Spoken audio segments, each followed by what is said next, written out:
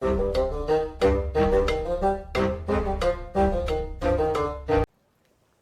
and welcome to the Critically Clueless. Today we are talking about all things Nuzlocke related within the Empire of Sin. So as you guys are probably more than well aware, 1.04 has just hit.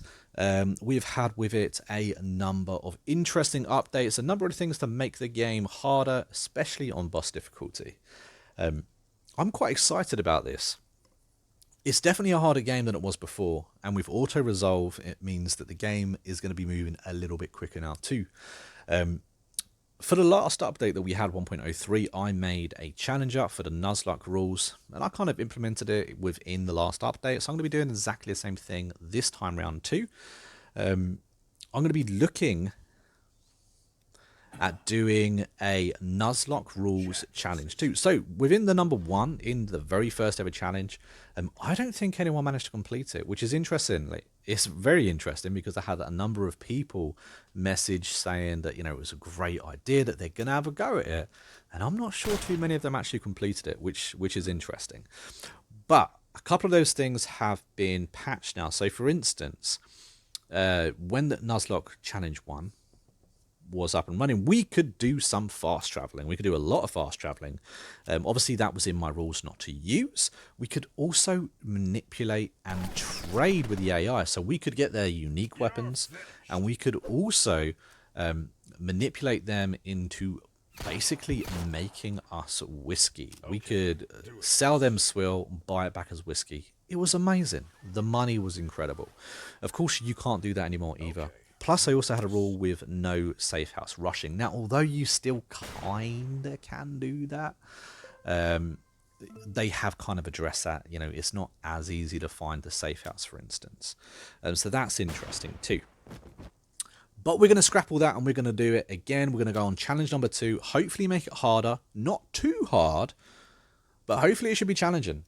And I'd be very interested to see just how many of you guys actually, managed to complete this challenge. If you managed to complete this challenge, and if you think it sounds like fun. So, please let me know down in the comments if you're going to give it a go, what you would change about it, and, whether you think it's a good idea or not.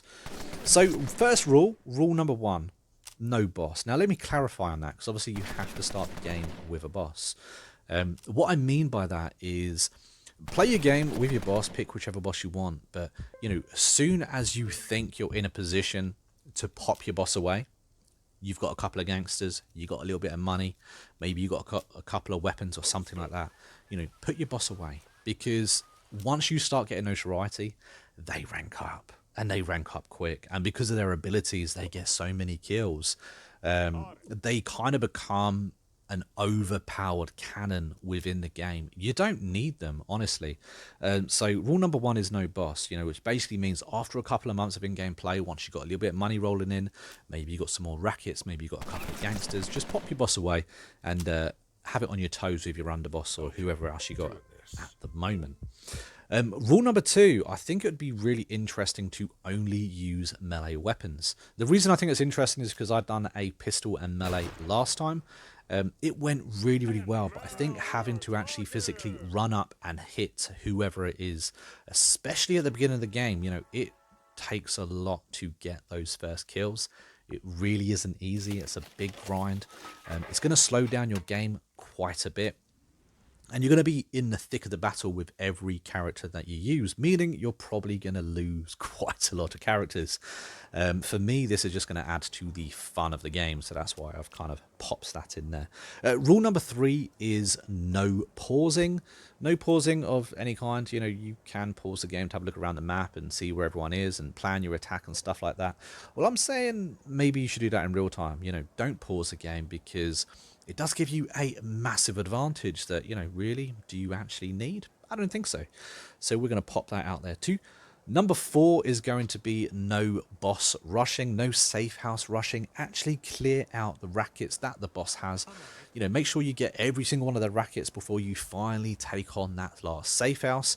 It does then extend your game, guys. This game is too easy to rush through at the moment. So for me, that's where that is. Rule number 5, the last rule. Now, this is going to be the real kicker. This is going to be one that's going to be really hard. But it's going to be no healing while in combat. So what I mean by that is basically you're in combat. Someone gets injured, don't heal them. Don't use your doctor to heal them. Don't use an item to heal them. And that's pretty much it. You can heal out of combat. Obviously, they've taken out the glitch where you could teleport back to your safe house or you could heal in your safe house. That's not in the game anymore. Which is really nice that that's not in the game anymore. But it just makes the combat that much more harder. It means you're going to be going through gangsters that much more as well, especially if you're doing melee only. You're going to be in the thick of it. You're going to be right up close to people, so people are going to die. It's going to be interesting. It's going to be interesting to see just how many of those gangsters, those starting gangsters that you actually have, make it to the end. Because some of those early gangsters, they have next to no health at all. So there could be many, many deaths within this game, within this playthrough. So that's it, guys. 5 little rules, nice and simple. Number 1, no boss. Number 2, melee only. Number 3, no pausing. Number 4, no safe house rushing. And number 5, no healing inside combat. Now, obviously, you're going to be wanting to heal your enemies, but you got to actually make it through the fight before you can then go and heal them. Now, that's going to be the interesting part, because when it comes to safe houses, the safe house battles can take a little bit. And sometimes they've got like 10 guns pointing at you, so I can expect a lot of deaths. To prove to you that it can actually be done, I'm going to be doing a playthrough with these exact rules, showing you that, you know, it can be done. I'm going to be throwing down the challenge to anyone else to have a go and actually try and complete Nuzlocke 2 yourselves. Hopefully you can manage it, and hopefully it's not too difficult. If you guys think that this is a challenge worth your time, please let me know down in the comments. I'd love to hear from you guys and hear how you're getting on with it, and your thoughts on it. What would you change if you play by a certain set of rules, or if you think that maybe I should play with a certain set of rules? You know, let me know down in the comments, and I'll have a little look. See, I do my best all the time to reply to each comment that I get anyway. But that's it, guys. Thank you for your time today. If you've enjoyed this video, please don't forget to hit that like button and, of course, subscribe to the channel. You could follow us on Facebook, or you could even buy me a coffee.